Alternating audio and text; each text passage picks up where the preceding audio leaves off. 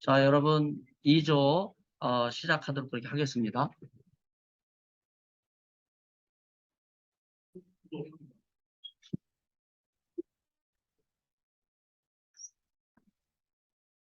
네. 안녕하세요. 2조 신약연구개론 2조 발표 시작하도록 하겠습니다. 저희는 로마 팔레스타인 헤롯 대왕이라는 주제로 발표하겠습니다. 잠시만요. 마우스가 이게 안 되네.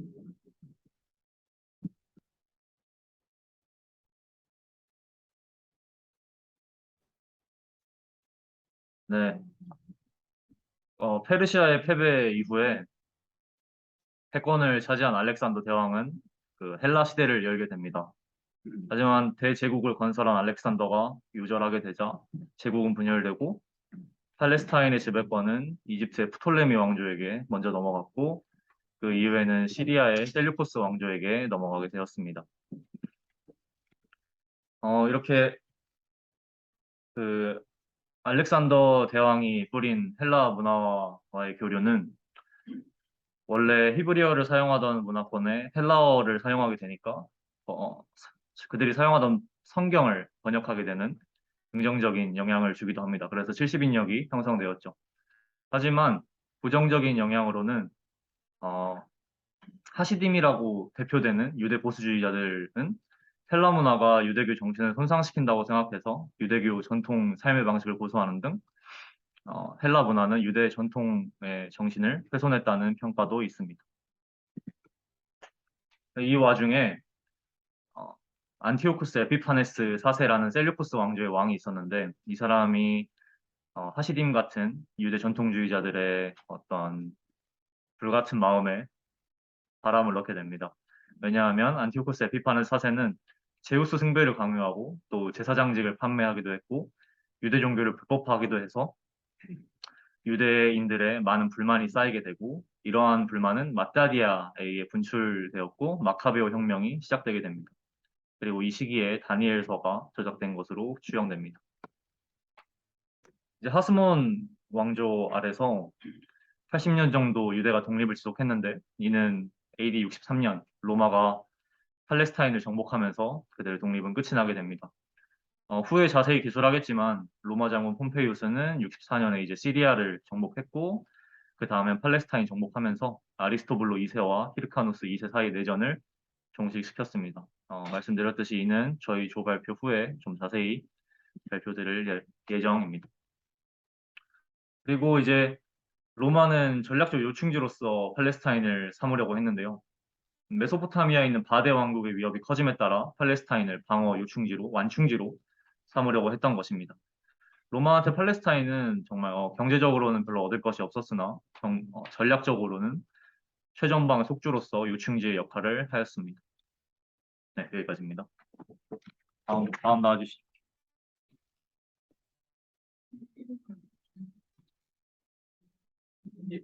슬라이드로 하면서 볼까요?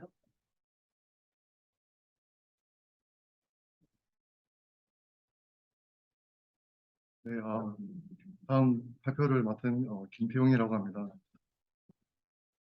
잘 보이시죠?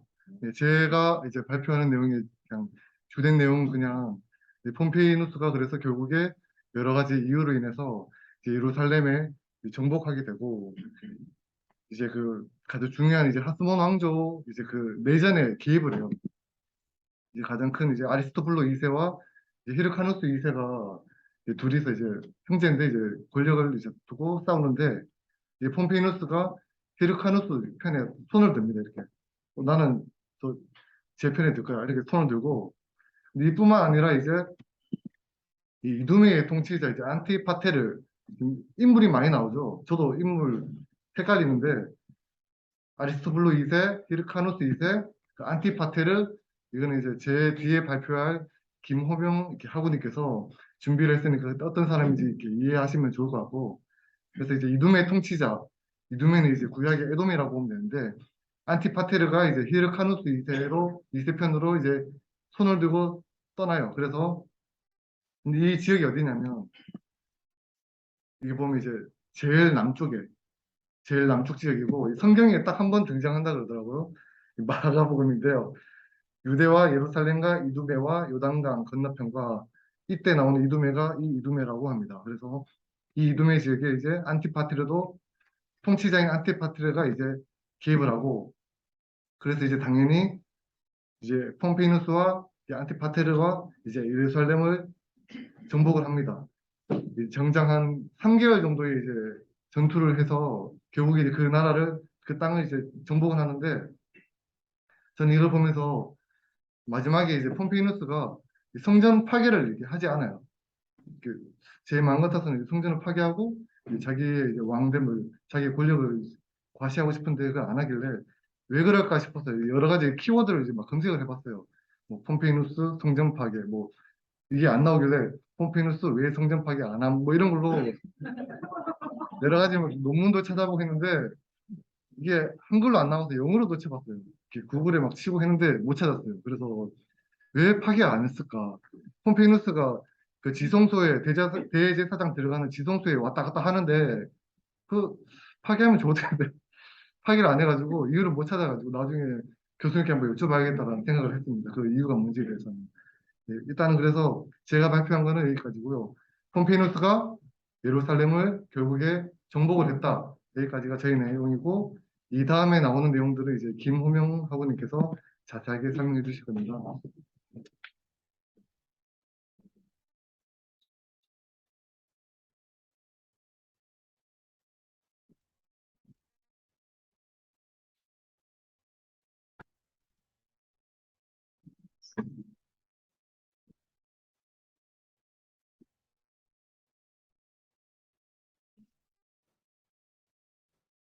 반갑습니다. 다음 발제, 로마의 팔레스타인 통치 발제를 맡게 된 김호명입니다. 먼저 살펴볼 것은 폼페이우스의 팔레스타인 정복 초기부터 헤롯 1세가 유대의 왕으로 즉위되기까지의 이 팔레스타인에 대한 로마 통치에 대해서 살펴볼 것입니다. BC 63년 폼페이우스가 팔레스타인을 지배한 이후에 팔레스타인에 대한 행정을 살펴보면 먼저 하스몬 왕조 지배하에 있었던 그리스의 도시들을 자유도시들로 해방시키는데 이제 주력하고 있음을 살펴볼 수가 있습니다. 여기서 이 자유도시라 함은 저희가 일반적으로 알고 있는 속주와는 다르게 자치권을 가지면서 독립적인 국가의 기능을 수행할 수 있었던 곳을 우리 자유도시라고 칭합니다. 네, 그리고 두 번째로는 요단강 주변과 주로 이제 요단강 동쪽에 형성돼 있었던 10개의 도시로 구성된 데카폴리스, 성경에선 데가볼리라고 이제 기록돼 있는 10개 이 도시 동맹체를 또 자유도시로 해방시킵니다. 여기서 이제 데가볼리에 대해서 잠깐 간략하게 좀 살펴보고자 합니다.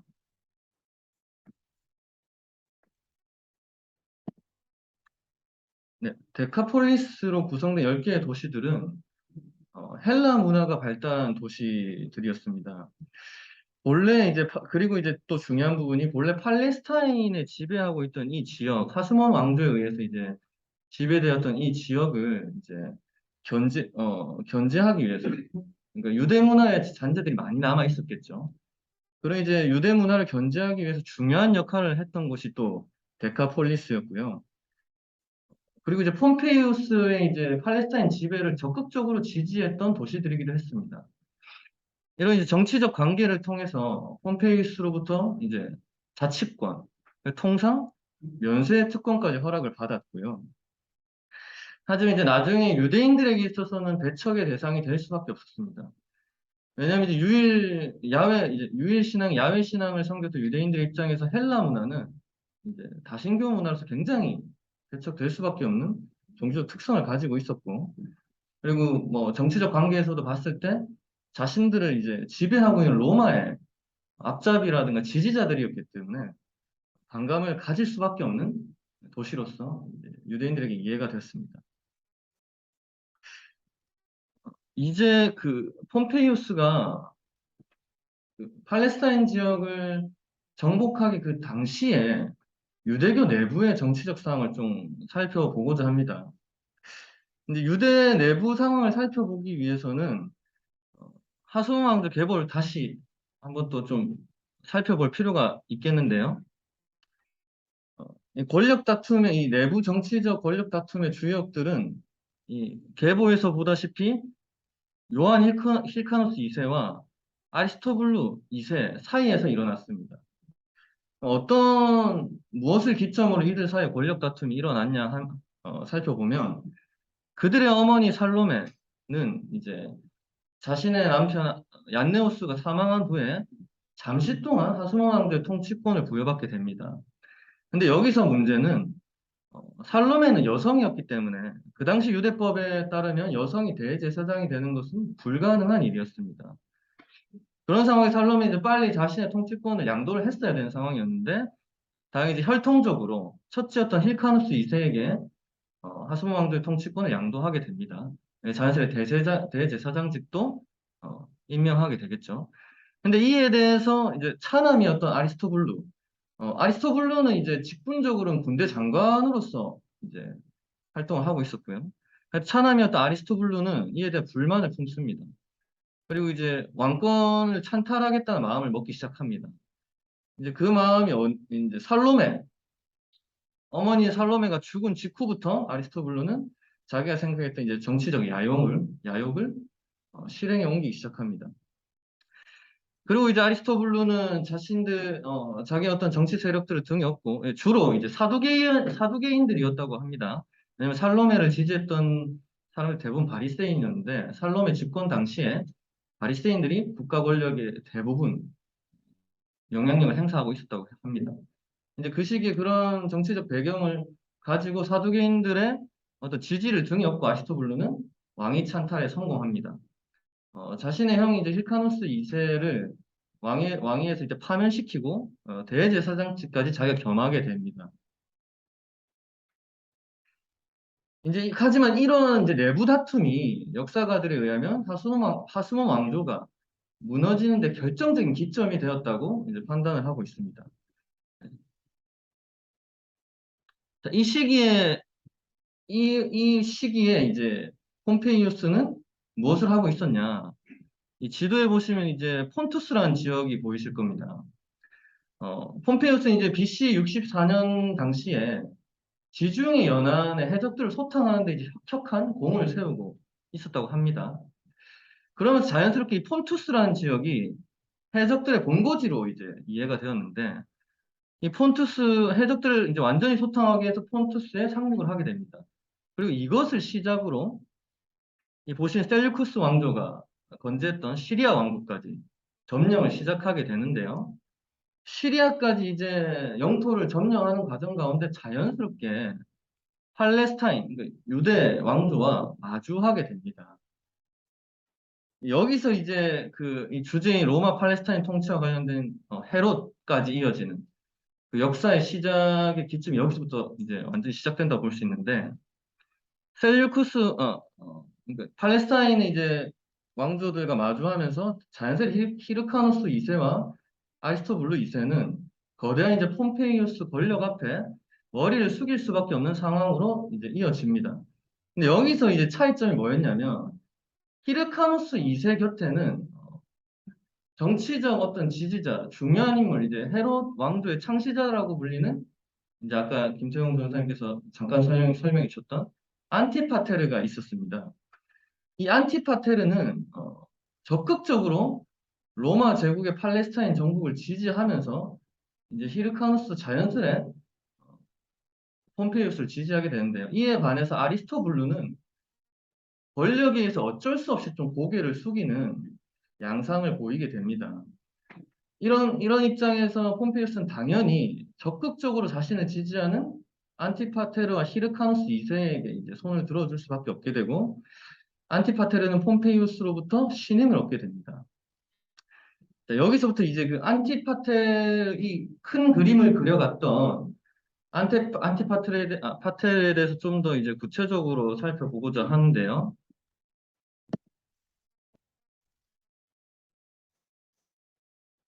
먼저 안티파테르는 에돔 출신, 그러니까 아까 설명한 이두메아 출신의 사람입니다. 근데 여기서 이제 궁금증이 생기는 것은 이두메아 출신의 인물이 어떻게 하수모 왕조에 개입할 수 있었는가에 대해서 잠깐 살펴봐야 한다고 생각하는데요. 이제 셀류코스 왕조로부터 마카비 왕조가 독립을 한 이후에 하수모 왕조의 이제 4대 왕인 힐카누스 1세가 이 에돔을 정복하는 이제 정치적 업적이 있습니다. 근데 에돔을 정복하는 과정 가운데 에돔인들을 대거 유대인으로 편입시키는 상황이 일어나는데요. 근데 그때 당시를 보면 에돔인들을 억지로 이제 할례를 시키면서 개종을 시키고 유대인으로 편입합니다. 그 편입 당시에 함께 이제 편입된 인물이 안티파테르라고 보시면 될 것 같습니다. 이 안티파테르는 이제 헤롯 대왕의 이제 말씀드린 부친이자 헤롯 왕조의 창시자였는데 그는 BC 1세기 초 하스모 왕조의 알렉산드로 얀네오스 그러니까 힐카누스 2세와 아리스토블루 2세의 아버지죠. 살로메 안토니자. 하여튼 얀네오스로부터 이제 장군으로 등용되었고 이로써 역사의 무대에 데뷔합니다. 여기서 알렉산드로스 얀네오스는 앞서 살펴본 하스모 왕조 가계에서도 보았듯이 힐카누스 1세 아들이자 현재 권력 다툼의 이야기의 주인공들인 요한 힐카누스 2세, 아리스토블루 2세 아버지입니다. 다시 안티파테르로 돌아와서 폼페이우스의 팔레스타인 통치 직전부터 폼페이우스를 지지했던 안티파테르는 로마의 정권이 카이사르에게로 넘어갈 징조가 보이자 재빠르게 그 실권자에게 붙기 시작합니다. 그런데 여기서 또 신기한 것이 무엇이냐면 이때 당시 또 정치적 입지를 분명히 할 수 있는 절호의 기회를 얻게 되는데요. 이제 바로 카이사르가 이집트 알렉산드리아에서 프톨레마이오스 군대에게 포위되는 사건이 일어납니다. 이 사건 당시에 안티파테르는 군사를 동원하여 재빠르게 카이사를 구출하는데요. 여기서도 대단한 이제 정치적 수완을 보입니다. 그러고 나서 이 사건을 계기로 로마 제국에서 그의 입지가 분명해집니다. 이제 카이사르를 이제 프톨레마이오스 군대로부터 이제 구출한 공적을 인정받아서 안티파테르는 로마의 시민권을 수여받고요. 그다음 유대 총독으로 임명되기까지 합니다. 그리고 이 당시에 이제 힐카누스 2세는 그러면 어떤 직위를 수여받았냐? 이제 유대 왕으로서 왕으로서 이제 카이사르로부터 직위를 수여받긴 합니다. 그런데 이제 역사가들에 의하면 실질적인 유대 통치권은 힐카누스 2세가 아니라 안티파테르에게 있었다고 평가를 하고 있습니다. 그리고 이것을 기점으로 헤롯 왕조의 팔레스타인 통치가 본격적으로 시작됩니다. 이제 카이사르로부터 유대 총독을 임명받았던 안티파테르는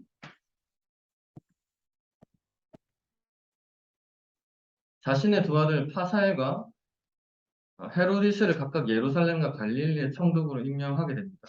이후 BC 43년 역사의 새로운 전환을 불러온 큰 두 사건이 일어나는데요. 유대 역사에 있어서 그 첫째가 이제 원래 유대 총독이었던 안티파테르의 독살이고 둘째가 이제 브루투스에 의한 카이사르의 암살 사건이 일어납니다. 또 이때 당시에 정치적 야용이 강했고 아버지로부터 이제 정치를 배웠던 헤롯 1세는 이 시기를 놓치지 않고 자신의 이제 권력을 등극하는 절호의 기회를 삼습니다. 아버지를 닮았던 헤롯 1세는 그 흐름 속에서 민첩하게 안토니우스가 새로운 실권을 잡을 것을 예측하고 안토니우스를 지지하는 정치적 입장을 가지게 됩니다. 그렇게 이제 헤롯과 하사엘은 안토니우스로부터 유대 분봉왕의 직책을 임명받게 됩니다. 네, 여기까지가 로마의 팔레스타인 통치 발제였습니다. 네, 감사합니다.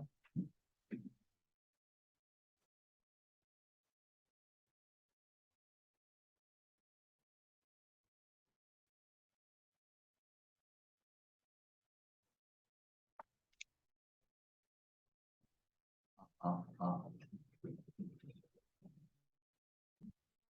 바데의 침략 부분을 맡은 김자연이라고 합니다. BC 40년경에 바데 국가가 시리아와 팔레스타인을 포함해서 로마의 동쪽 속주들을 침략하게 되었습니다. 그래서 아리스토블로 2세의 아들 안티고누스는 자신을 유대 사람의 대제사장이자 왕으로 임명한 바데 사람들을 도왔는데요. 이 침략으로 인해서 파사엘이 포로가 되어서 돌레마의 근처로 잡혀가서 그곳에서 자살하게 되었습니다. 헤롯 대왕은 가족과 함께 예루살렘을 빠져나오긴 했지만은 마사다의 가족을 남겨둔 채 혼자 로마로 피신하게 되었습니다. 그래서 로마로 건너간 헤롯이 안토니오스와 옥타비아누스의 도움을 받아서 원로원의 탄원을 하게 되었고요. 그래서 원로원은 헤롯을 유대 사람의 왕으로 세움과 동시에 히르카누스의 옛 영토 유대 땅과 갈릴리 동쪽 이두메와 사마리아 땅 그리고 서쪽 이두메까지 주게 되었습니다. 이상입니다. 다음 발표 나와주시겠습니다.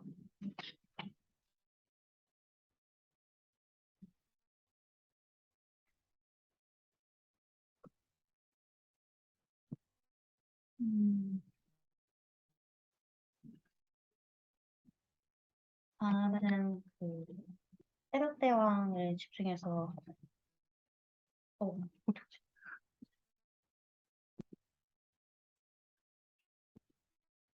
헤롯 대왕을 집중해서 발표하게 된 김소연입니다.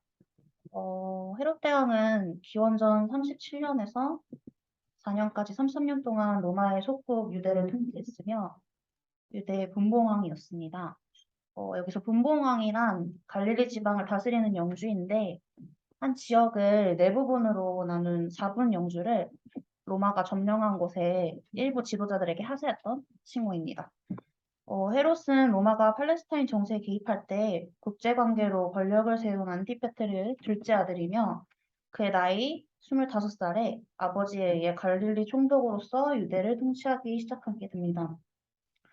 헤롯 대왕이 통치한 왕국이 바로 헤롯의 왕국이고 이 왕국은 헤롯이 로마 원로원에 의해 유대인으로 왕으로 임명되었을 때인 기원전 37년부터 로마 공화국의 종속국이 됩니다. 그 성경 속에 헤롯이 여러 등장하는데 이 가계도를 보시면 성경 구절도 적혀 있어서 누구인지 파악하는 데 도움이 되실 것 같아서 넣었습니다.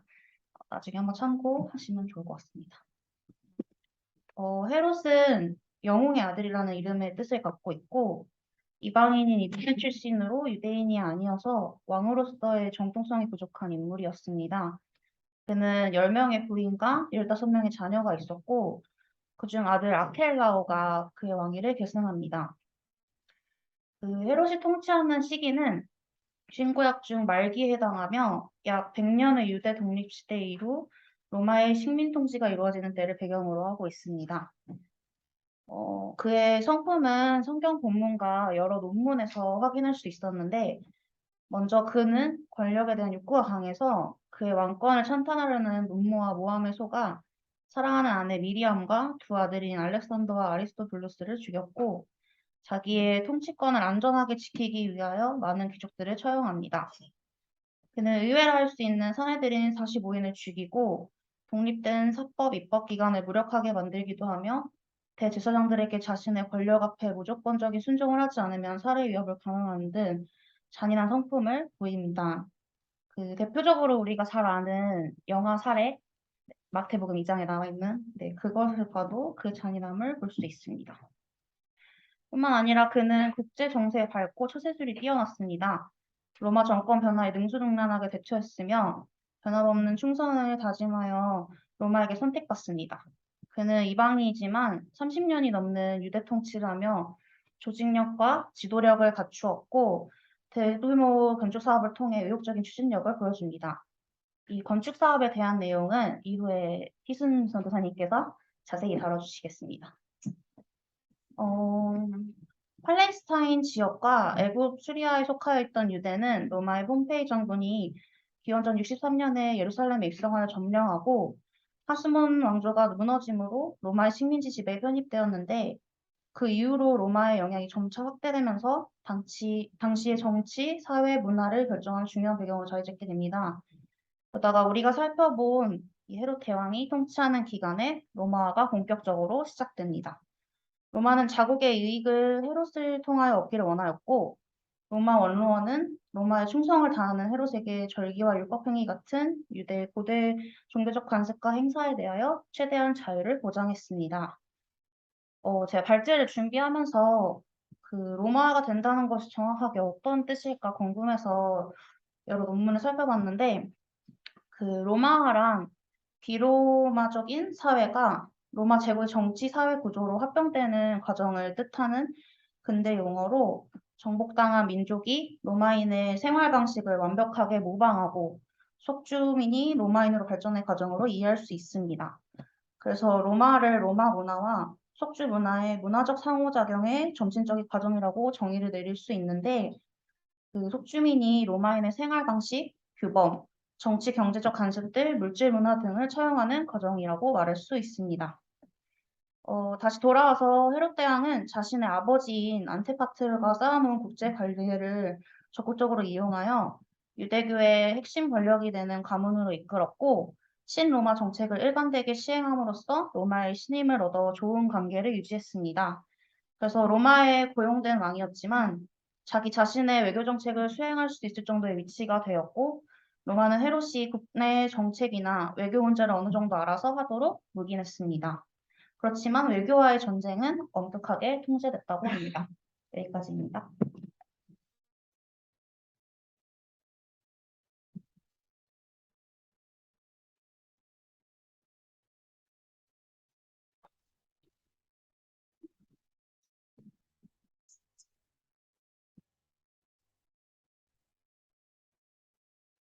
네, 저는 왕권 장악을 위한 헤롯의 투쟁에 대해서 발표하겠습니다.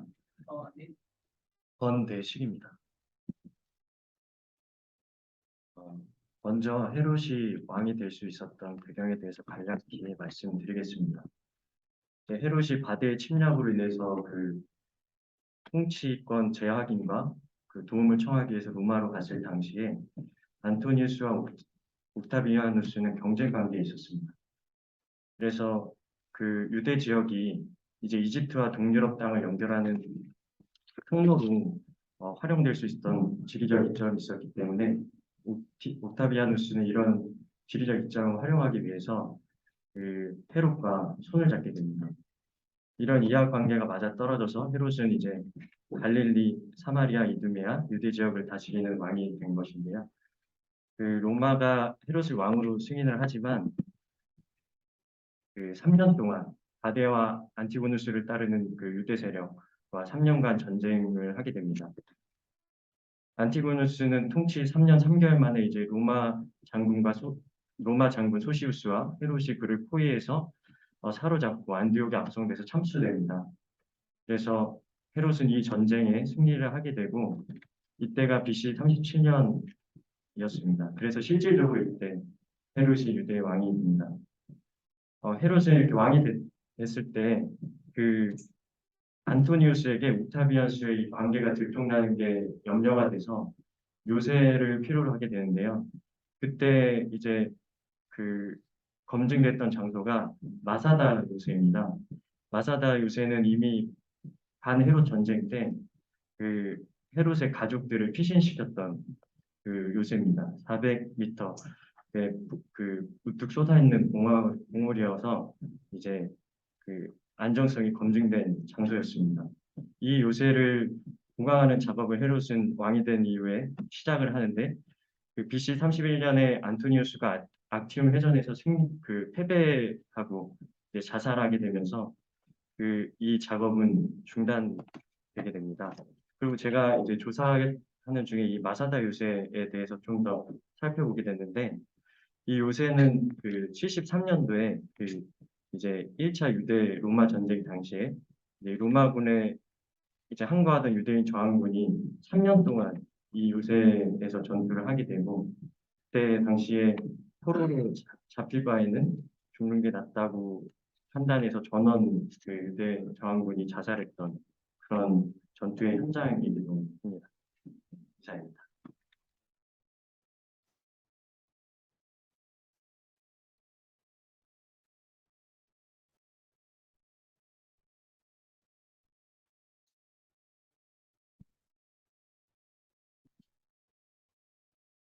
예, 저는 그 헤로데 정적이었던 안티고노스하고 사도계파를 담당한 노지현입니다.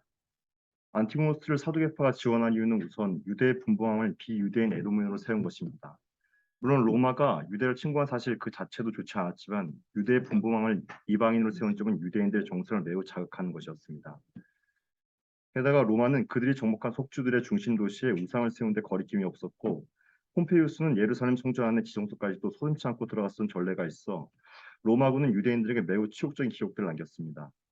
또한 속주들에 대한 로마의 조정책은 매우 가혹하여 후일이지만 아우구스투스 시대에는 전멸한 로마 3개 군단 재건 비용을 마련하기 위해서 유대에서 인두세를 거두기도 하였습니다.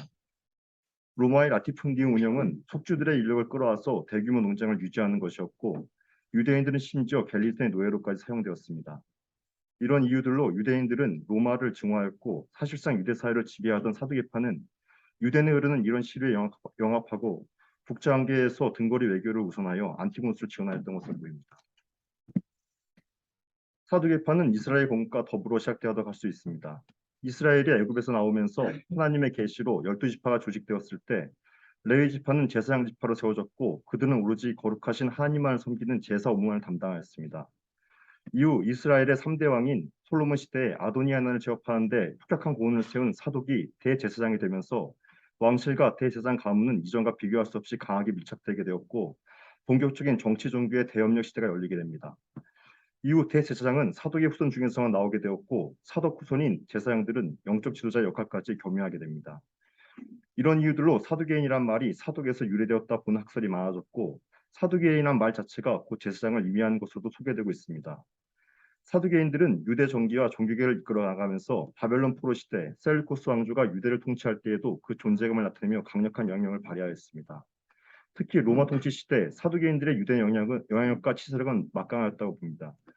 이런 이유로 안티고누스에 동조한 많은 사두개인들이 헤롯의 사주로 안디옥에서 처형되었음에도 멸절되지 않았고 오히려 헤롯이 사두개인들을 후원하여 예루살렘 성전을 재건시켜 주므로 사두개인들의 권세가 이전보다 더 강하게 되었습니다. 사두개인들은 바리새인들에 의해 소수였음에도 사내들인 공회에서 다수당을 구성하여 정치 지도자까지 인정받았습니다. 이런 존재감으로 인해 예수님의 재판을 주관한 총독 본디오 빌라도도 그들을 무시할 수 없었을 것입니다. 또한 예수님께서 체포되시던 날 총독에게 예수님을 처형시켜달라고 요청한 이들도 사두개인이었을 가능성이 높습니다.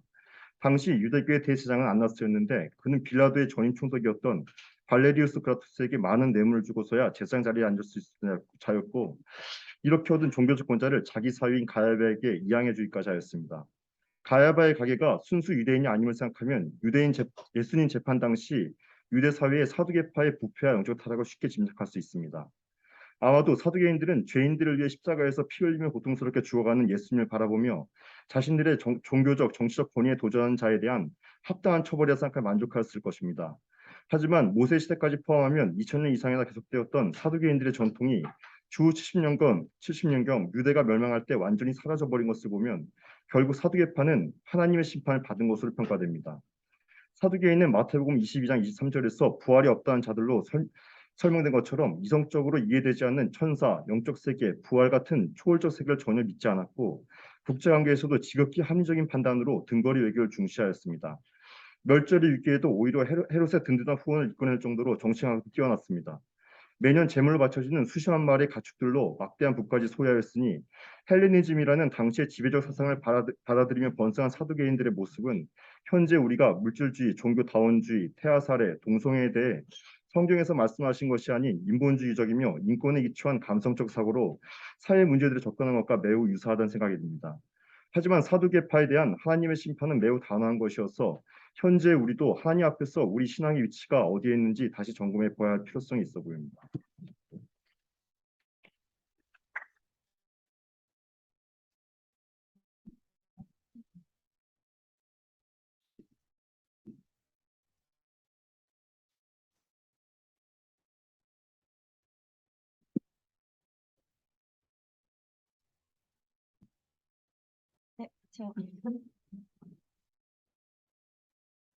제가 맡은 부분은 헤롯 왕의 권력 강화에 대한 부분입니다. 저는 김지선입니다. 이게 권력 강화 부분이 좀 이제 땅을 영토를 넓혀가는 내용이기 때문에 지도를 조금 많이 보시면 좋을 것 같아요. 잘 보이실까 모르겠는데 지도 안에 어떻게 땅을 넓혀가는지 한번 볼 거예요. 네, 헤롯은 에돔의 피가 섞인 이둠의 사람이었기 때문에 유대 사람에게 그는 통치자로 적합하지 않았습니다. 로마 초대 황제로 칭함을 받은 옥타비안의 원로원 설득으로 헤롯을 유대인의 왕으로 임명했고 동시에 서부 이두메와 사마리아 땅을 유대에 첨가시켜 줍니다. 헤롯은 첫 10년 동안 자신의 권력을 강화하는 데 온 힘을 쏟습니다. 그러나 새 왕인 헤롯은 이 땅의 모든 부분을 한치 한치 싸워서 얻어야만 했는데 이 나라는 본래 그의 적수 안티고누스의 손에 들어갈 것이고 백성들은 이두메의 종들을 증오했을 뿐 아니라 로마의 동맹국들마저도 때때로 그를 버렸기 때문입니다.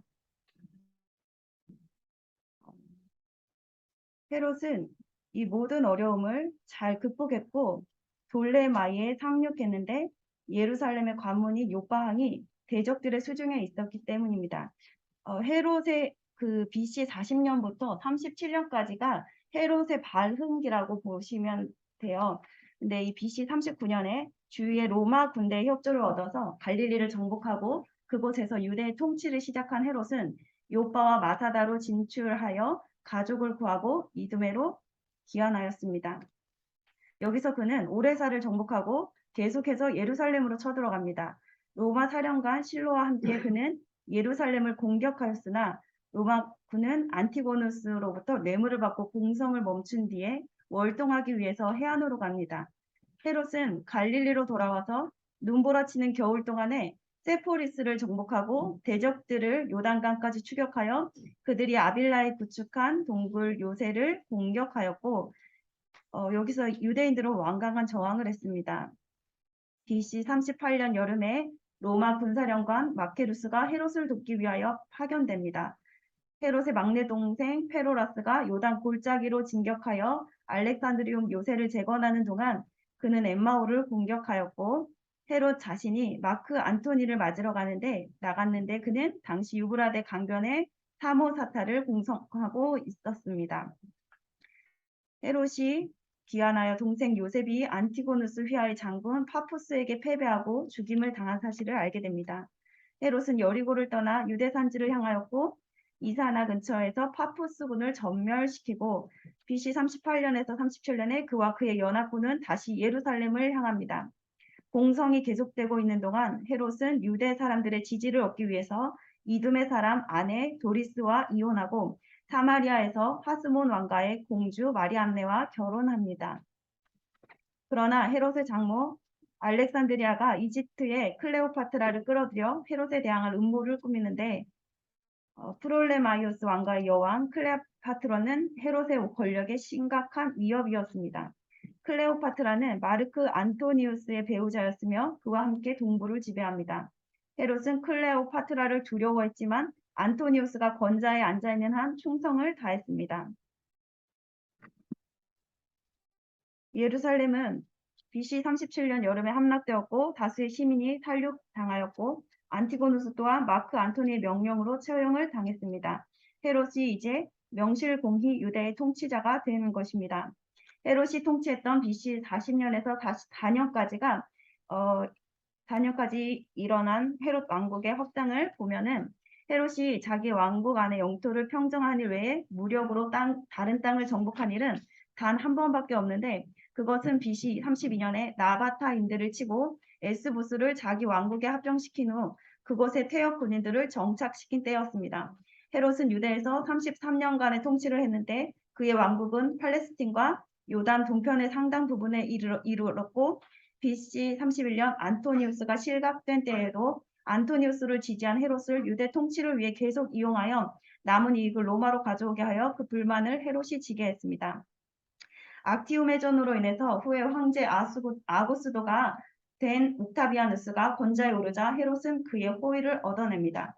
헤롯은 자기 왕국에 확고한 위치를 구축했고 BC 30년에 옥타비아누스로부터 신임을 받아 헤롯 왕국의 가다라와 히포스 지방은 물론 가사와 해안의 아스글론과 도라 등의 지역을 추가로 할당받으며 BC 23년에 헤롯은 제거하기 힘든 바타네아와 드라고닉과 아우라니티스를 평정시키는 임무를 맡았고 BC 20년에는 파니아스와 가울라니티스를 그의 수중에 넣었습니다.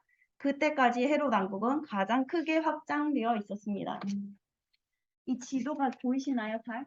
제가 이거를 화면 발제하면서 조금 어려웠어요. 이게 지형 구도가 어려웠고 이게 되게 많이 확장이 되는데 간단하게 보시면 쉽게 보시면 이 갈릴리 부분에 처음 시작이 갈릴리를 통치했는데 여기서 이렇게 세력을 확장시킨 거예요. 그래서 요 위에 지금 아까 말한 파니아스, 바울라니티스, 밑으로 나바티가 있는 위치고 이 전 지역까지 세력을 넓힌 거예요. 통치 지역이 요 갈릴리 부분에서 요만큼 얼마큼 확장이 됐는지 아실까요? 네, 쉽게 말씀드릴 때, 네, 요만큼 해서 이렇게 확장시켰다. 그렇게 보시면 됩니다. 그렇게 해서, 네, 헤롯이 팔레스틴을 다스리던 동안 이 예수 그리스도는 그가 죽기 8년 전인 BC 4년에 로마 황제 옥타비안이 로마를 다스리던 때 탄생합니다.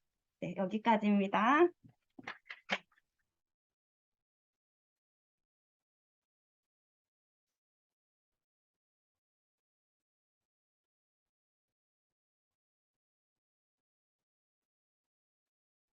키가 좀 작은 관계로 서서 하도록 하겠습니다. 목소리 잘 들리시나요? 네. 아침이라 목소리가 조금 가라앉아서 지금까지 그 앞서 발표자분들에 의해서 팔레스타인의 속주 왕으로서 정권을 장악하고 권력을 강화한 헤롯 대왕에 대해서 발표를 들으셨는데요. 이 시간은 헤롯의 건축 사업 및 도시화 추진 부분에 대한 발표를 진행하겠습니다. 네, 목자는 시간이 네, 김희순입니다. 네. 헤롯은 자신을 그 유대의 왕으로 또 임명해준 로마의 충성을 다하기 위하여서 또 그 이집트의 알렉산드리아와 같은 그 로마식 도시 문명으로 가득 찬 도시가 필요했으며 또 자신이 로마의 속주 왕으로서 이스라엘의 그 위대한 통치자임을 대내외에 과시하고 또 자신의 위치를 공고히 하기 위해서 야심찬 도시화를 추진하게 되는데요. 이를 수행할 수 있었던 이유는 여러분 혹시 아시나요? 헤롯 대왕이 그 위대한 건축가, 버금가는 그런 건축가였다는 거죠. 그래서 고대 세계에서 티베리우스 다음으로 위대한 건축가였기 때문입니다. 그는 통치 기반을 이 그 야심찬 건축 사업을 토대로 해서 추진하게 되는데 첫째는 자신이 보호자였던 아까 김지선 학우님께서도 말씀해 주셨는데요. 그 아우구스투스의 그 영예를 위한 건축 사업으로 사마리아를 재건한 다음 그 아우구스투스를 뜻하는 그 그리스어 세바스테 이름으로 이름을 바꾸었습니다. 또한 예루살렘 밖에서 이따가 우리 김영희 학우님하고 김지현 학우님께서 예루살렘 안에서의 건축 부분을 말씀해 주실 건데요. 그 예루살렘 밖에서 이루어진 헤롯의 가장 야심만만한 사업은 BC 22년에서 BC 9년에 건축한 웅대한 항구 도시인 가이사랴 마리티마라는 새 항구를 건설한 것이었습니다. 요세푸스는 가이사랴 마리티마는 당시 가장 규모가 컸던 아테네의 피라에우스 항구만큼 컸으며 어떤 바다의 위협에도 쓰러지지 않고 견고하고 아름다웠다고 기록하고 있습니다. 이로써 가이사랴 마리티마는 팔레스타인을 로마 제국과 또 상업적, 문화적으로 연결하는 국제 도시로서 역할을 감당하게 됩니다. 가이사랴 마리티마는 바닷가의 가이사랴라는 뜻으로 갈멜산에서 남쪽으로 약 35km 떨어진 곳이요. 이전에는 페니키아 사람들이 조그만 이렇게 정박지로 사용하였던 스트라톤 돌이라는 그러한 도시로 불려서 별로 중요하지 않았던 그런 도시였습니다. 그런 작은 어촌이었는데 이 헤롯이 자연의 항구 조건의 불리함을 극복하고 또 건설한 그 로마식 도시로 건축되었고 AD 6년 이후에는 로마 행정관의 공식 거주지가 되면서 팔레스타인에서 로마 행정 중심지가 되었습니다. 그때 헤롯은 그 헤롯 왕국은 로마의 대형 화물선을 정박시킬 수 있을 만큼 수심이 깊은 항구 시설이 없었고 또 건축 기술자들은 이 문제를 해결하기 위해서 이 페니키아 사람들이 사용하던 조그만 이 정박들을 커다란 항구로 확장하고 그 이름을 세바스토스라고 불렀던 것입니다. 공사 방식은 잘 다듬은 마름돌과 물속에서 단단해지는 양회를 나무 틀 속에 부어 만든 덩어리로 건설한 두 개의 거대한 방파제가 10만 제곱미터 규모로 방아람 바다를 에워쌌습니다. 또 항구 안쪽에 있는 두 포구에는 추가적인 항만 시설을 제공했는데 그 안쪽 해안을 따라 천장이 볼록한 모양으로 된 창고들이 있었는데 그 창고 근처에서 발견된 그 양쪽으로 손잡이가 달린 항아리 파편들은 이 가이사랴에서 나온 올리브라든가 기름, 또 포도, 곡물과 염장 생선 무역이 활발했음을 증언하고 있습니다. 헤롯은 주로 유대 사람이 아닌 주민을 수용하기 위해서 가이사랴를 그리스 도시로 계획했기 때문에 이 가이사랴는 전형적인 그리스식 격자 모양으로 설계되었습니다. 신전과 극장 완공에 대해서 좀 살펴보면요. 오늘날 가장 눈에 띄는 건축물은 이 가이사랴에 있는 복원된 극장인데 그런 건축물은 그 근동 지방에 도입된 것 가운데 가장 초기에 속하는 것입니다. 특히 이 극장에서 발견된 비문 중에는 성경에 나오는 그 본디오 빌라도를 언급하고 있는데 그가 이 가이사에 있는 한 신전을 티베리아스 황제에게 헌정했다는 내용입니다. 최근에 극장 서쪽에 있는 한 곳을 고고학적으로 탐사한 결과 또 작은 목과 같은 그런 수족관과 같은 아름다운 그 모자이크 장식을 한 궁전 건물이 발굴되었는데 이는 요세푸스가 묘사한 헤롯의 왕궁일 것이라고 보고 있습니다. 그 외에도 가이사랴에는 주민들을 즐겁게 해주기 위한 원형 경기장과 히포트럼, 서커스 전차 경기장이 있었다고 하는데요. 5년마다 올림픽이 열렸다고 합니다. 끝으로 성경과 가이사르에 대해서 좀 살펴보겠습니다. 이 가이사르는 비록 중요한 유대 공동체가 그 도시에 거주했지만 처음부터 완전히 그리스 로마 도시로서 이방 주민과 로마 행정관들의 요구를 만족시킨 곳이었습니다. 그러므로 사도행전 10장에서 백부장의 회심으로 베드로의 가이사랴 전도는 그리스도교가 이방 사람들 사이에 확장되는 길을 여는 데 도움이 되었던 것입니다. 이 밖에도 가이사랴 지명이 언급된 성경의 기록은 많은 곳에서 찾아볼 수 있는데요.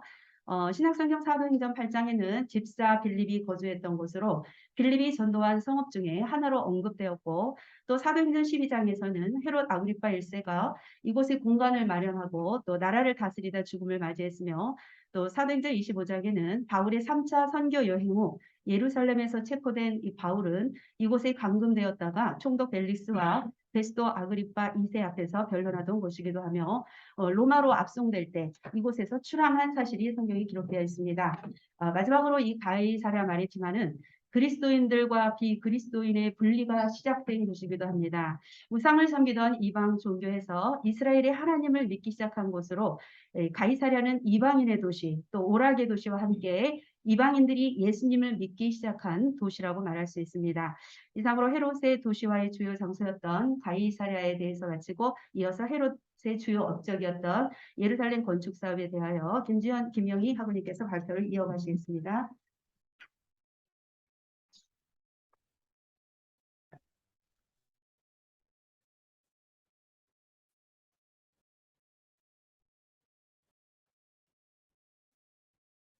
다음으로는 성전을 비롯한 도시 건설 사업을 펼치며 예루살렘을 로마의 도시화한 헤롯의 통치 기간에 대해 설명드리겠습니다.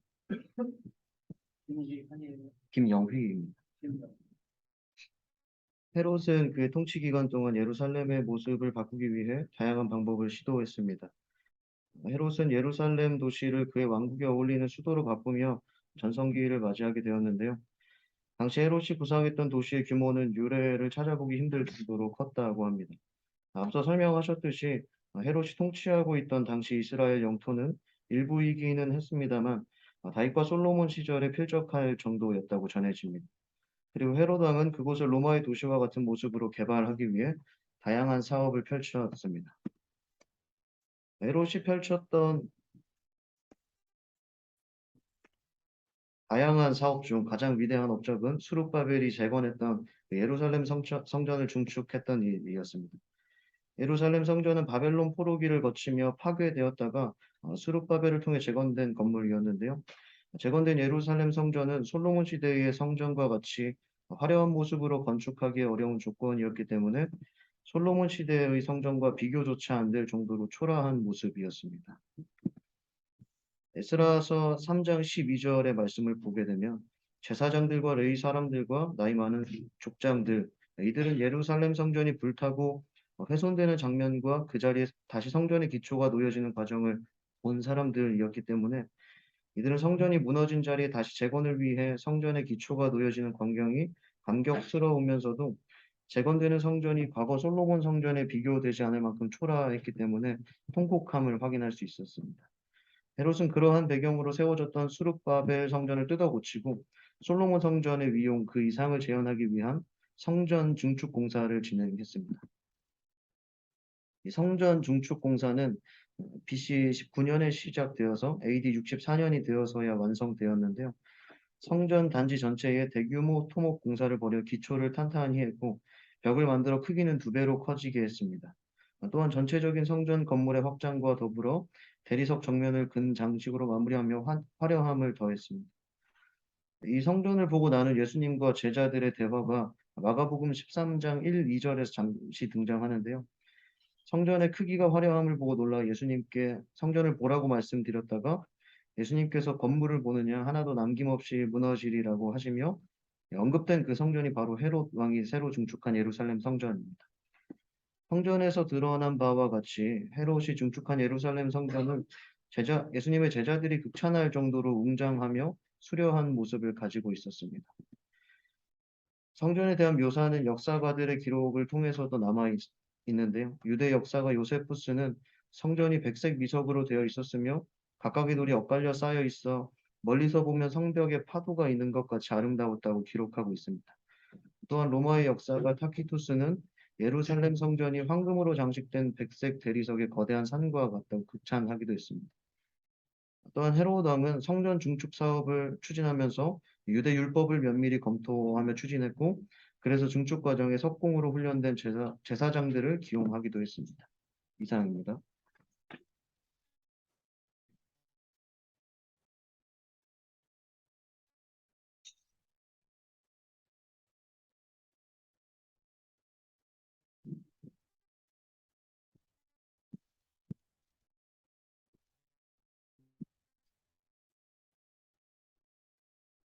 네, 이어서 발표하도록 하겠습니다. 헤롯은 성전만 증축한 것이 아니라 김주현입니다. 네, 발표하겠습니다. 헤롯은 성전만 증축한 것이 아니라 도시 전체의 건설 사업도 함께 추진하였는데요. 그래서 대규모 도시화 작업을 진행할 때 헤롯이 시행한 그 정책들을 크게 두 가지로 건물을 건축한 것, 그리고 두 번째로 생활시설을 정비한 것으로 부분에서 설명드릴 수 있을 것 같습니다.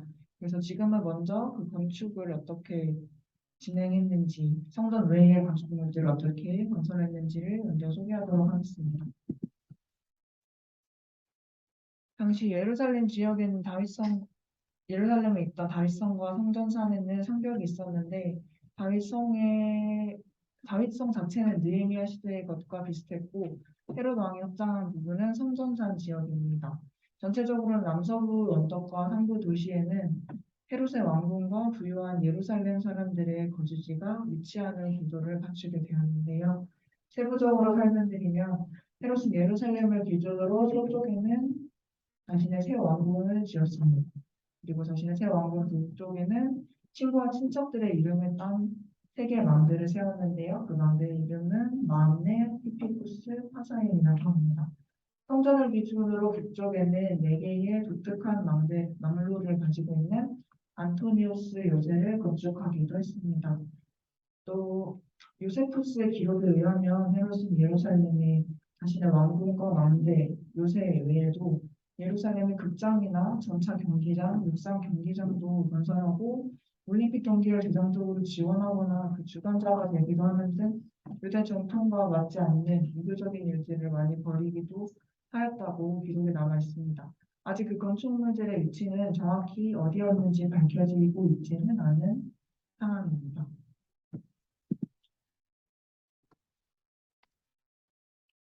네, 건축물을 건설하는 것 외에도 진행한 도시화 작업으로는 아까 시설을 정비했다는 부분을 언급을 하는데요. 세부적으로 다 말씀드릴 수는 없고 오늘 발표에서 다룰 내용은 관계 시설을 정비한 내용이긴 한 부분입니다.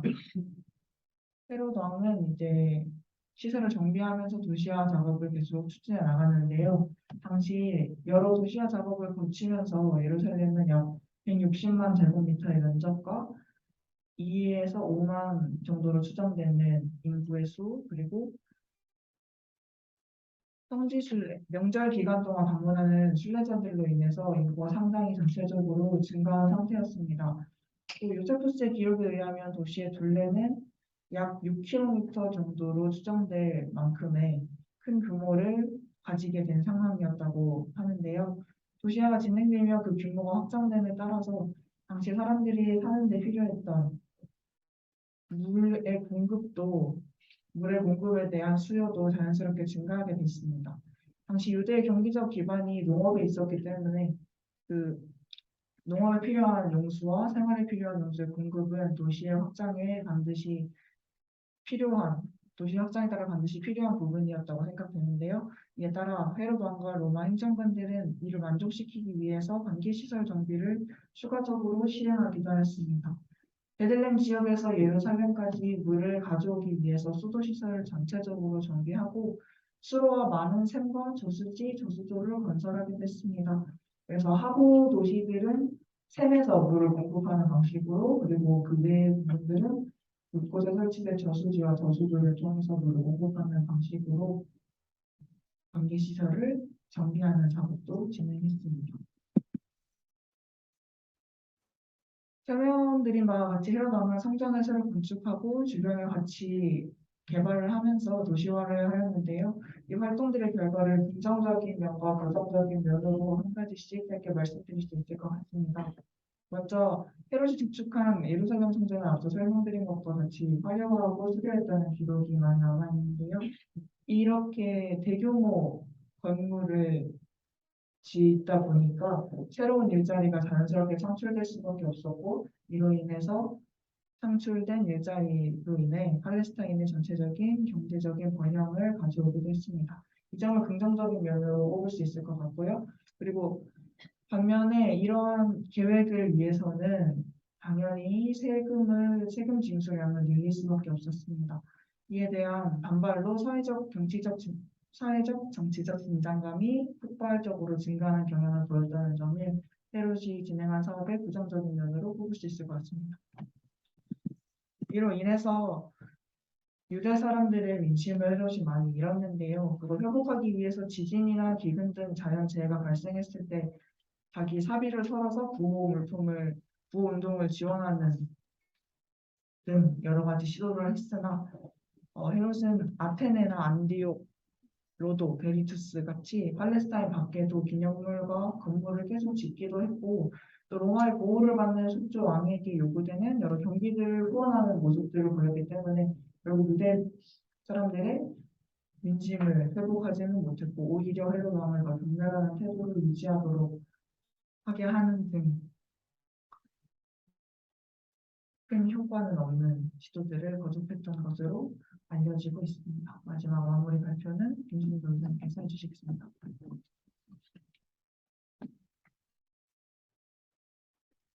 네, 마지막입니다. 김수진입니다.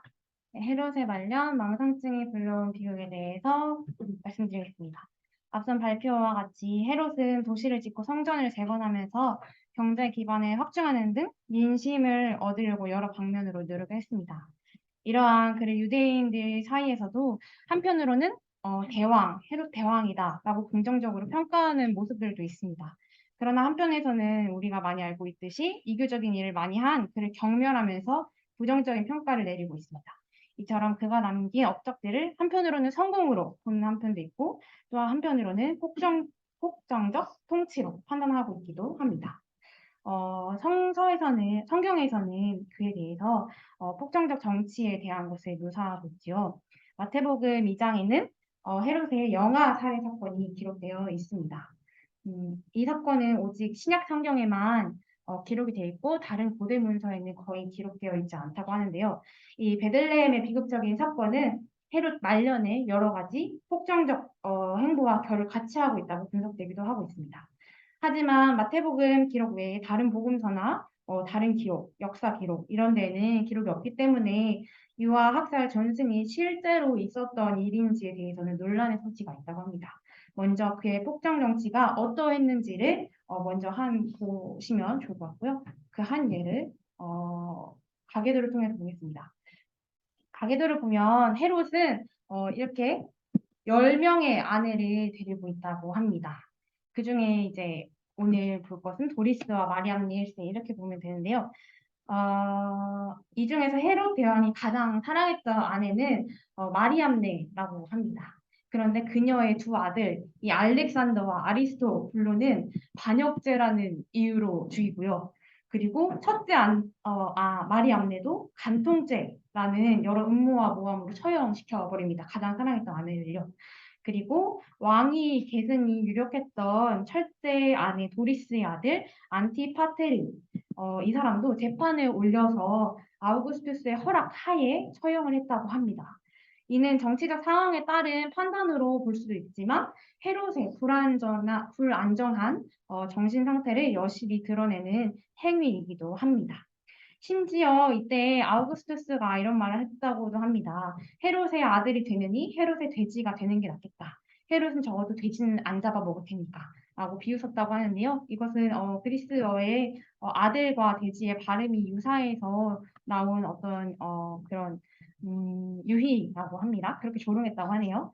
그리고 이 사건을 토대로 이제 헤롯이 그러한 폭정적인 정치를 하고 있다고 보이는데 이러한 정황을 바탕으로 마태복음에 있는 헤롯의 유아 학살 이야기는 역사적 사실로 볼 수 있다고 보는 해석이 있습니다. 이 사건이 신약 성경 외에 기록되지 않았던 이유는 단지 베들레헴이라는 그 지역이 작은 마을에서 일어난 일이기 때문에 역사가들이 관심을 보이지 않았을 것이다 라고 판단하고요. 또 아내와 세 아들을 죽이라고 할 정도로 잔인한 헤롯의 성품을 생각해보면 충분히 유아 학살의 만행을 저지를 수 있다고 보는 해석입니다. 이제 반대로 헤롯의 잔인한 이런 성품과는 별개로 그의 학살이 근본적으로는 학살을 위한 일로는 일어나지 않았으리라 보는 입장도 있습니다. 헤롯이 아내와 아들을 죽일 때에도 당시로서는 헤롯이 합법적인 수단으로서 죽였다고 합니다. 헤롯은 법을 무시하거나 어떤 전행을 입사하는 군주가 아니었음에도 유독 베들레헴의 유아 학살만은 불법적 수단으로서 이제 나타나기 때문에 그 진실성에 의심을 받고 있다고 합니다. 또한 근본적으로 헤롯에게는 살인, 어떤 사형에 대한 권한이 없었고 헤롯이 죽였던 아내나 아들들은 모두 총독 아우구스투스의 허락을 받아서 죽였다고 합니다. 그래서 이제 영아 학살은 허구적 장치가 아닌가 하는 주장이 있다고 합니다. 또한 예수님뿐만 아니라 모세의 경우에서도 이런 비슷한 설화가 이제 전해져서 모세의 그 유아 학살 사건과 이제 예수님의 그 유아 학살 사건이 굉장히 비슷하지요. 그래서 허구적 장치일 뿐이라고 보는 입장도 있습니다. 마태복음 예수 유년 시절 이야기는 출애굽 모세 이야기를 연상시키고 있습니다. 출애굽기에서도 파라오의 민족 말살 정책으로 인해서 이스라엘 남아들이 학살당한 이야기와 예수 이야기와 비슷하기 때문입니다. 또한 모세가 이집트의 공주에 의해서 키워지다가 미디안으로 이제 피난했다가 돌아오는 이야기도 예수님이 헤롯의 박해를 피해 이집트로 피난갔다 돌아오는 것을 연상시킨다는 입장도 있습니다. 유아 학살이 실제로 일어난 일이 아니라고 보는 이러한 시각에서는 헤롯의 영아 학살 사건이 아내와 아들을 죽인 이야기의 변주로 보며 또한 마태복음에서 이 일을 라마에서 아이가 죽고 라헬을 위로가기 거절했다는 마태복음 2장 18절 말씀의 예언이 그 예레미야의 예언이 일어난 것이라 해석하는 점에서 헤롯의 잔혹함과 산고 끝에 죽은 야곱의 부인 라헬의 사건을 일부러 결합한 것이라는 분석 또한 있습니다. 이러한 잔인함의 성격을 가졌음에도 헤롯 왕들 중에서 이 헤롯만이 헤롯 대왕이라는 칭호를 받고 있습니다. 그가 통치하던 기간, 그가 유지한 평화와 질서는 소세대에 일어난 대혼란과 비교할 때 굉장히 놀라운 일이라고 보이고 있습니다. 또한 예루살렘 성전의 재건을 시작하였고 바이사랴를 건축하는데 역사상 가장 훌륭한 건축가 중 하나로 기억되기도 하고요.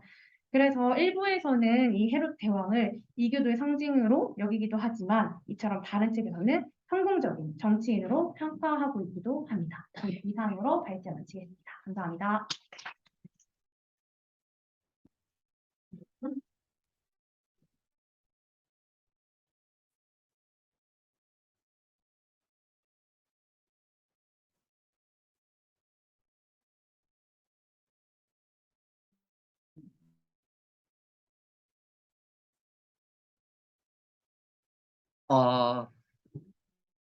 고생 많이 했죠. 네, 처음 보는 내용들이 많을 텐데 준비하시느라 고생 많이 했고요. 맨 마지막 발제부터 조금 짚겠어요. 왜냐하면 신약 성경이 허구가 되기 때문에 굉장히 위험한 그 이제 평가, 분석, 또 굉장히 그 반기독교적인 그런 그 해석을 여과 없이 소개를 했기 때문에 우리는 이 문제에 대해서 그 고고학적인 평가를 내려야 돼요. 우선 그 헤롯의 영아 사례 혹은 유아 사례 용어가 이제 통일이 안 됐기 때문에 일단은 영아 사례라고 하는 게 좋을 것 같아요. 네. 난지 2살 이하니까 만으로 이야기하면 1살 이하라고 보거든요. 그러니까 영아 사례라고 볼 수 있고 이거는 성경에 기록되어 있는 거예요. 성경에 기록되어 있는 이 내용은요. 고고학적으로 2000년 그 고고학적 문서의 가치가 있는 거기 때문에 이거를 소홀히 하는 거는 기독교의 경전에 대한 권위에 대한 도전 뭐 그렇게만 볼 게 아니라 고고학적 물증에 대한 거부라고 볼 수 있어요. 많은 사람들이 성경은 고고학적 증거라고 생각을 안 해요. 그냥 성경은 그냥 성경이고 정경이고 경전이고 기독교인들만의 문서고 이런 생각을 하면서 스스로도 기독교인 스스로도 이 고고학적 중요성을 생각을 못 하거든요. 그러니 여러분 어느 지층을 고고학적으로 발굴할 때 그 지층은 다 단계가 있어요. 지금 현대 인류가 인류세 그래서 최근 한 그 50년? 50년 동안 바다를 오염시키고 땅을 오염시키고 이게 지금 새로운 어떤 지층의 중요한 그 하나의 그 기준으로 제기가 되고 있는 이런 상황인데 성경 기록은 2000년 전 기록이에요. 그리고 고고학적으로 어떤 지층을 발굴해서 엑스커베이션이죠. 발굴해서 어떤 그 이제 유물을 찾았다고 해보세요. 대부분의 유물에는요, 그냥 도자기 파편이라든지 뭐 아니면 아구스토의 흉상이라든지 뭐 이게 발견이 되는 거예요. 대부분의 그 고고학적 유물에는 글씨가 없어요. 글씨가. 그래서 고고학적 유물 가운데 가장 그 학계의 비상한 관심을 끄는 게 인스크립션이에요. 비문이 발견될 때. 거기에 글씨가 있잖아요. 그래서 그걸 통해서 언어가 말을 하기 때문에 그 배후에 관련되어 있는 여러 가지 복잡한 내용들에 대해서 문제를 제기를 하고 또 분석을 하고 정황을 보여주는 이런 일을 많이 하는데 성경은 지금 헤롯 영아 사례에 대한 이 성경적 기록은요 2000년 전 고고학적 유물로 언어로 되어 있기 때문에 상당한 가치가 있는 이거를 거부하면 고고학을 거부하는 거기 때문에 그 자체가 그 설득력이 없어요. 그래서 여러분이 지금부터 생각을 바꿔야 돼요. 이런 어떤 설명이 나올 때는 과감하게 비판할 수 있어야 되고, 거기에 대해서 여러분들이 성경적인 증거가 지니고 있는 고고학적 특성, 고고학적 중요성, 그거를 많이 이야기를 해야 돼요. 그래서 오늘 여러분이 발표한 내용 가운데 마치 성지를 가고 싶은 그런 충동과 또 소망을 불러일으키는, 지난주도 마찬가지예요. 다음 주도 마찬가지입니다. 그래서 많은 내용들에 대한 그런 확인을 하는데, 신약학자 가운데 루돌프 불트만이라고 있어요. 마르부르크 대학의 신학학부 주임 교수로 계셨던 분이고, 루터교 목사님으로 목회를 하신 분이에요. 그래서 이분은 설교집을 많이 남겼죠. 그 중에서도 우리말로 번역된 설교집이 하나 있어요. 차안과 피안, 네, 이 세대와 저 세대, 그걸 이제 차안과 피안.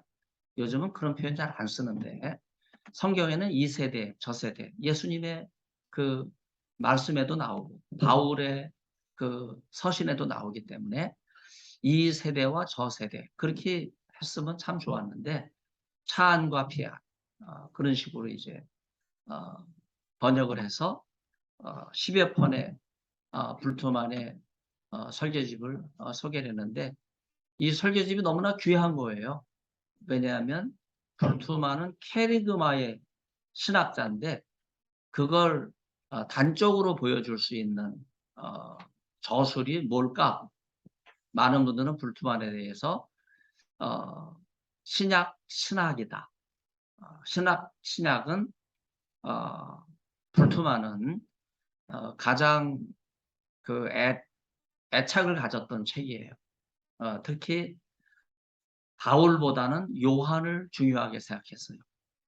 그 이유는 바울은 여전히 신화적인 그런 모습을 간직하고 있었지만, 요한은 탈신화와 프로그램을 진행해서 신화의 옷을 벗기고 그 신화 속에 있는 캐리그마를 드러냈다.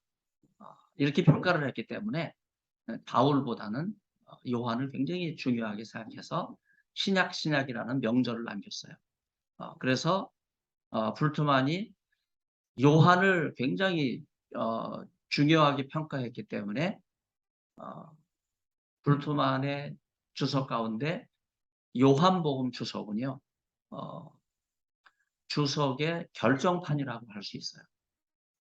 유일하게 불트만은 요한복음 주석을 지금 우리가 알고 있는 요한복음 순서로 주석을 안 하고 자기가 요한복음의 순서를 재구성을 했어요.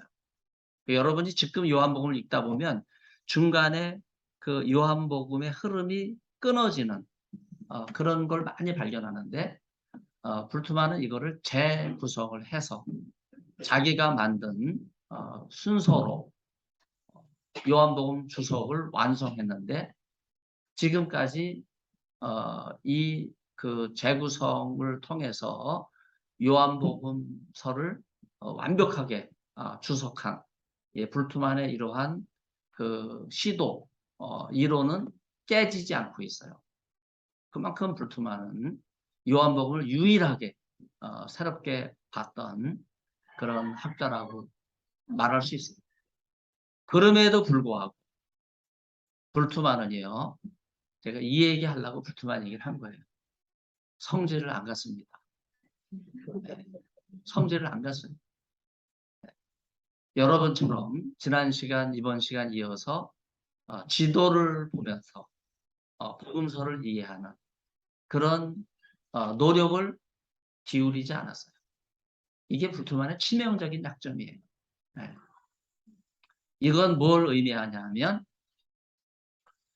신약 성경의 캐리그마, 선포는 중요하게 여겨서 그가 애착을 가졌던 신학, 그 다음에 요한복음 주석, 아마 이 두 가지를 불투만이 양손에 축혀 세우면서 내 평생의 신학적 과제는 이 두 책이다, 업적이다. 아마 이렇게 말할 수 있을 거예요. 그러나 저는 동의하지 않습니다. 저는 불투만의 최고의 업적은요, 그의 설교라고 생각해요. 그의 설교는 우리말로 번역돼서 일부가 전해지고 있지만 그는 루터교 목사로서 교구를 담당했고, 네, 실제로 목회하면서 성만찬을 집례를 했고 복음을 선포했던 그런 목사예요. 그래서 칼바르트와 함께 루돌프 불트만은 자유주의 신학으로 신학이 오염이 됐는데 그것을 다시 정통 신학으로 되돌려 놓은 학자예요. 그래서 이런 학자들 우리는 정통주의자라고 말할 수 있는 거예요. 지금도 독일 사람은요, 성지를 엄청 많이 갑니다.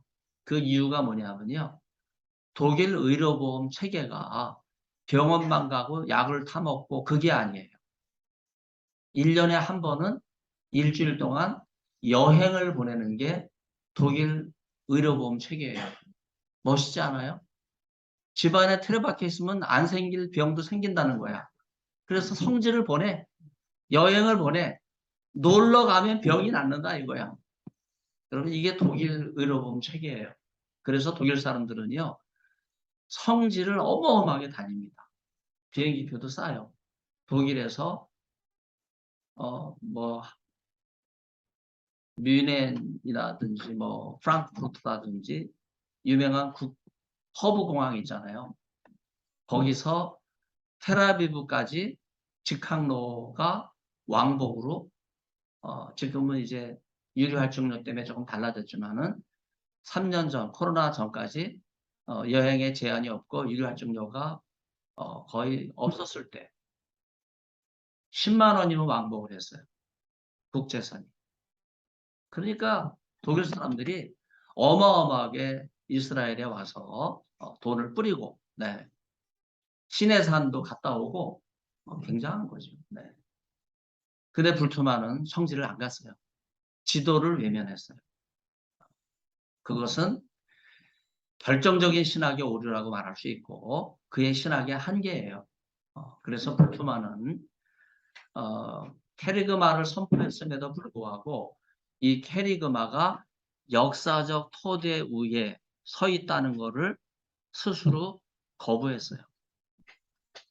그런 점에서 여러분도 지금 그 여러 이론과 학설이 난무하는 가운데 불투만처럼 이렇게 자칫 학증 오류에 빠질 수 있어요. 이건 굉장히 무서운 학문적 태도거든요. 그래서 우리가 읽는 성경이 고고학적 유물이다. 이런 확신을 가지고 객관적인 증거다. 여러분 성경은 주관적인 기록이 아니에요. 객관적인 증거다. 그렇게 생각해서 이 성경을 더 알기 위해서 우리가 지도를 공부하는 거고 이것을 더 확인하기 위해서는 성지를 가는 거야. 그러면 성지는 영감의 땅이에요. 성경이 기록된 땅이에요. 거기서 여러분들이 여러 내용들을 확인할 수 있는 그런 중요한 일을 여러분이 생각해 보셔야 돼요. 그 다음에 오늘 예루살렘 얘기가 많이 나왔는데 여러분 예루살렘의 아까 그 성전 모형을 보여줬는데 그는 예루살렘의 한 그 지역에 예루살렘 전체와 성전을 모형화해 놓은 그런 내용 일부를 찍어놓은 사진인데 여러분 자세히 보신 분이 아마 없을 거예요.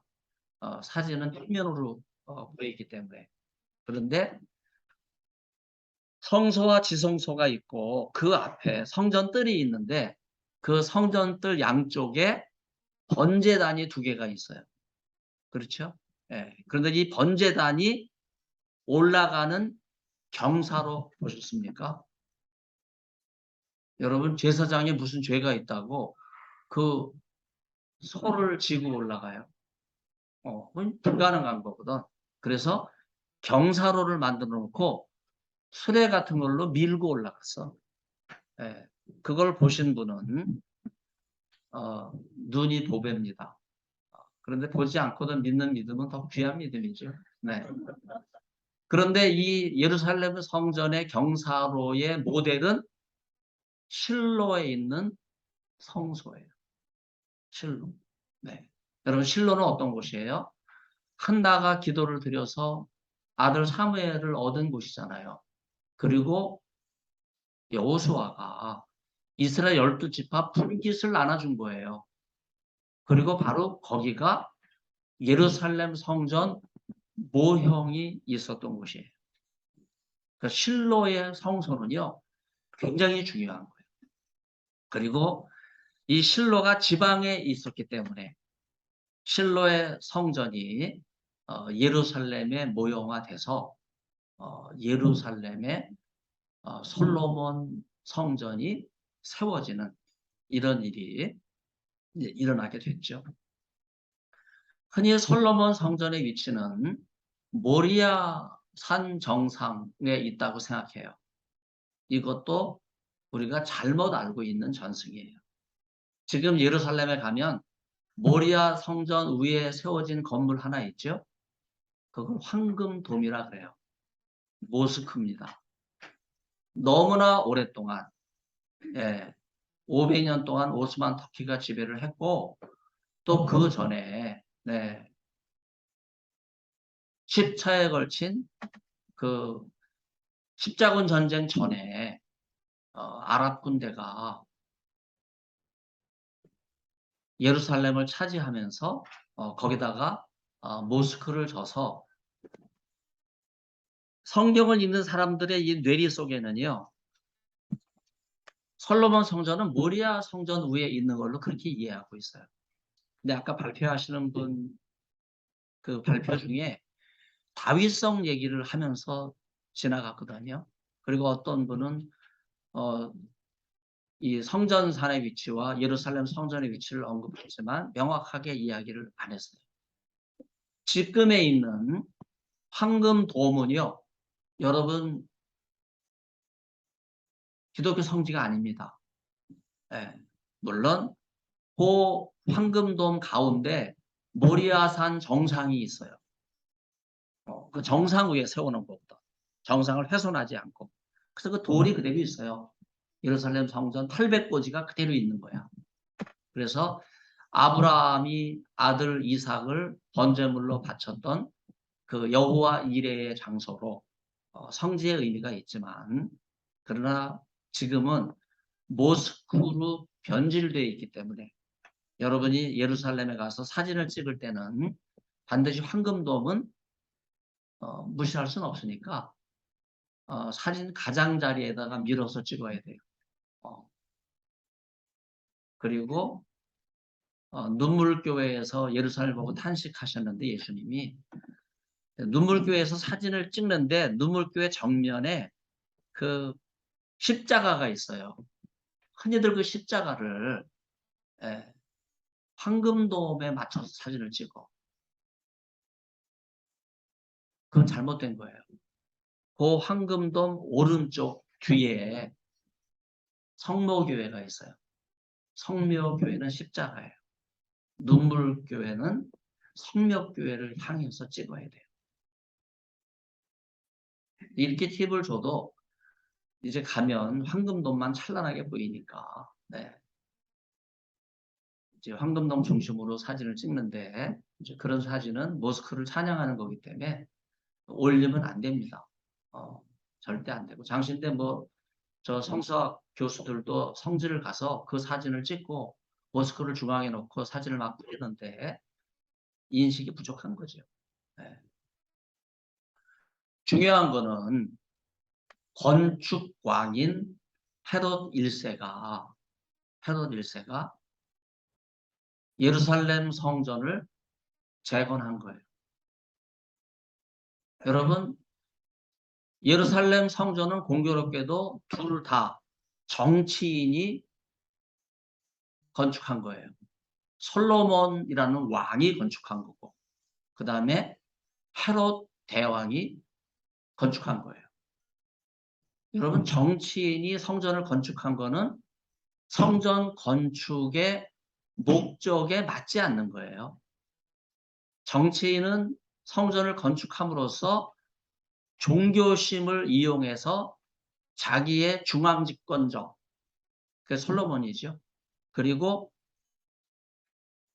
유대인의 민심을 사기 위한 일환, 이두메 출신의 헤롯이죠. 정치적인 목적이에요. 그런 점에서 여러분 예루살렘 성전을 대하는 예수님의 마음은 돌 하나도 돌 위에 남지 않고 다 무너져 내릴 것이라고 하는 일말의 미련도 없이 정치인의 야욕이 아로새겨져 있는 예루살렘 성전에는 하나님이 계시지 않는다. 네. 그렇게 말씀하신 거예요. 네. 예수님의 이 의미를 잘 파악한 사람이 스데반입니다. 사도행전 7장 보면 스데반이 예루살렘 성전을 좀 이렇게 낮춰보는 그런 설교를 하고 있어요. 여러분 그 설교가 예수님의 정신이 반영이 되어 있는 거예요. 이런 걸 여러분들이 예루살렘 성전과 관련해서 이해하는 거 굉장히 중요하죠. 여러분 이스라엘 백성들이 출애굽했을 때 그 지금의 그 아카바만 홍해는 두 개의 귀가 있잖아요. 출애굽했던 그 고센 땅 인근에 그 홍해의 만은 거기는 수에즈만이에요. 수에즈만. 그리고 시나이 반도가 홍해의 두 만을 나누는데 이스라엘 쪽에 아카브만이 있어요.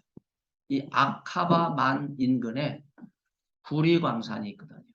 구리광산.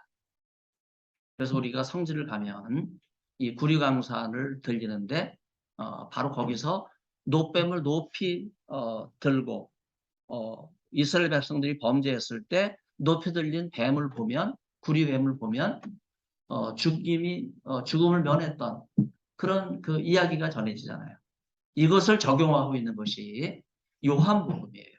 그 예수님이 십자가에 달리신 것이 구리뱀이 높이 들린 것과 같은 그런 이미지로 형상화했는데 나중에 요한 바오로 2세가 이걸 현대 조각가한테 의뢰를 해서 모세가 죽은 느보삿 비스가산 정상에 이 구리로 된 십자가를 세웠죠. 그 성지를 가면 여러분 요르단에 그 십자가를 보는데 사실은 그 장소가 아카바만 인근에 있는 구리 광산이에요.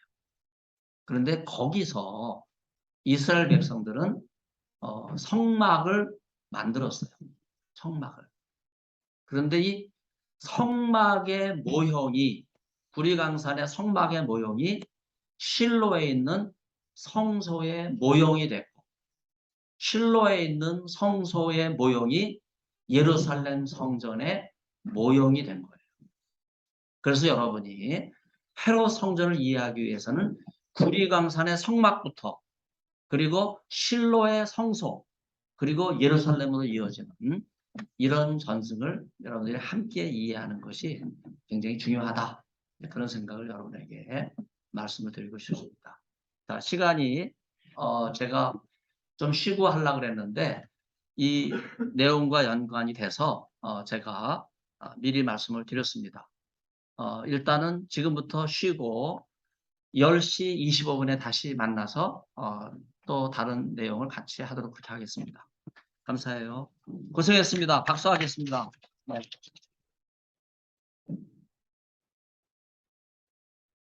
번역성하고 잘 계세요? 네네. 아까 그 막내 셋째예요? 네, 셋째고요. 네. 오늘 원래 어린이집에 가야 되는데. 네. 다쳤어요? 다치진 않았어요? 아니요. 아니요. 엄마만 병원에 있고요. 나머지는 다 괜찮습니다. 그래요? 엄마는 어디가?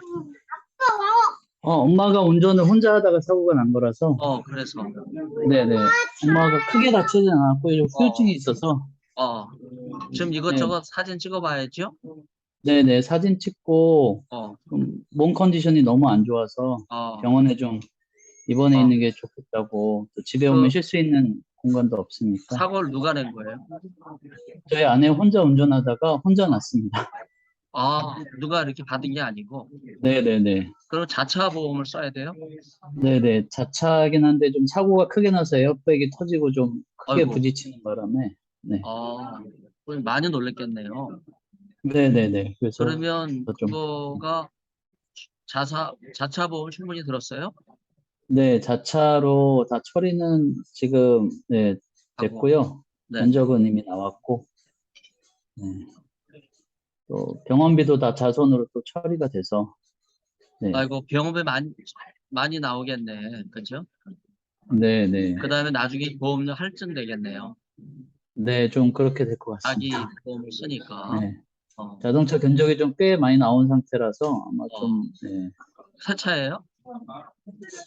네, 1년 정도 된 차입니다. 새 차네. 네네. 그러면 뭐 수리를 해야 되겠네요. 그죠? 네네네. 보통 아니네. 네, 한 아무튼 일주일 정도 아마 걸린다고 하더라고요. 그나마 다행이죠. 네네네. 잘 놀란 마음 잘 위로해 주시고. 네. 네네. 그래요. 기도하겠습니다. 네, 감사합니다. 네네. 저희 가족은 아마 내일 사경회 때문에 올라가야 올라오셔야 될 것 되나? 같습니다. 사경에는 네, 올라오셔야 네, 돼요. 아이들 데리고 아마 올라가야 될 것 같습니다. 아이를 뭐 맡길 게 있어요? 친척? 이제 처가가 성남이라서, 잘 됐네. 네네, 일단 아이들을 맡기고 제가 출퇴근식으로, 그렇게 하셔야겠네. 네네, 그렇게 왔다 갔다 해야 그래도 될 것 같습니다. 다행이네요. 네네. 장모님이 계시니까. 네네네. 네, 그래요. 네, 감사합니다, 교수님. 기도할게요. 네, 네네. 네.